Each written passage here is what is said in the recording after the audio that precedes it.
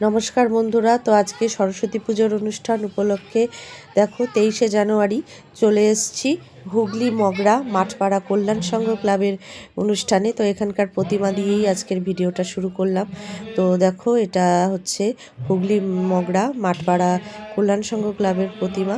তো দেখো এবারে ধীরে ধীরে রেডি হয়ে গেছি, আর কিছুক্ষণের মধ্যে স্টেজে উঠে যাব। তো আজকে আর গান সেইভাবে ভিডিও করা সম্ভব হয়নি আমার পক্ষে। তো আজকে শুধু স্টেজের ছবিগুলোই তোমাদের সঙ্গে শেয়ার করব। তো চলো দেখা যাক কতটা কি শেয়ার করতে পারি। আর আজকে খুব ছোট্ট করেই ব্লগটা করেছি, তো চলো।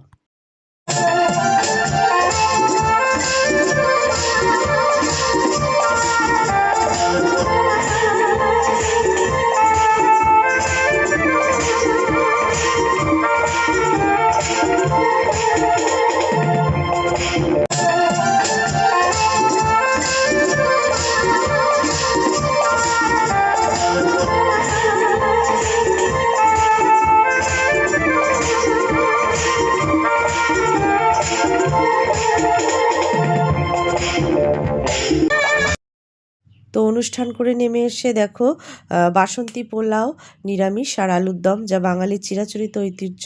তো চলো এবার খেয়ে নেওয়া যাক। তো খেয়ে নিয়ে দেখো বেরিয়ে পড়বো, রেডিও হয়ে গেছি। প্রায় প্রচণ্ড ঠান্ডা বাইরে। তো আর দেখো প্রোগ্রাম করে যাওয়া আসার পথে রাস্তাঘাটে আমার যা কাজ, এই যে এই অবলা জীবগুলো।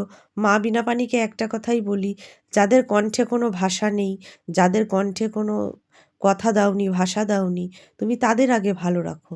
এটাই মা সরস্বতীর কাছে আমি নিজের জন্য কিছু চাওয়ার আগে এদের জন্য এটাই আমি চাই। তো আজকের জন্য ব্লগটা এখানেই শেষ করলাম। জয় মা বীণাপাণি, সকলকে ভালো রেখো।